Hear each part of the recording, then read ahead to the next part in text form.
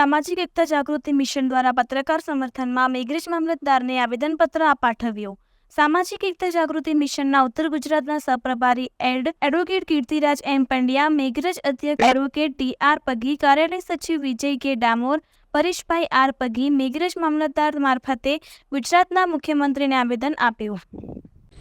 આજરોજ 12/8/2024ના દિવસે હું કીર્તિરાજ પંડ્યા સામાજિક એકતા જાગૃતિ મિશન ઉત્તર ગુજરાત ઝોન પ્રભારી, મેઘરજ તાલુકાના અધ્યક્ષ ટી આર પગી, કાર્યાલય સચિવ વિજયભાઈ તેમજ પરેશભાઈ નાઓ મેઘરજ મામલતદાર કચેરી ઉપસ્થિત અને હાજર રહી પત્રકારોને થતા અન્યાય તથા સુરતમાં બનેલી પત્રકારની હત્યા બાબતે તેમજ સંતરામપુરમાં આદિવાસી સમાજનો 9મી ઓગસ્ટના દિવસે વિશ્વ આદિવાસી દિવસ હોય તે દિવસે કાર્યક્રમ ચાલતો હતો। એ સંદર્ભમાં સંતરામપુરના એક પત્રકારને નજરકેદ કરી 6 કલાક સુધી નજરકેદ કરવામાં આવ્યા હતા અને ખોટી રીતે અટકાયત કરવામાં આવી હતી।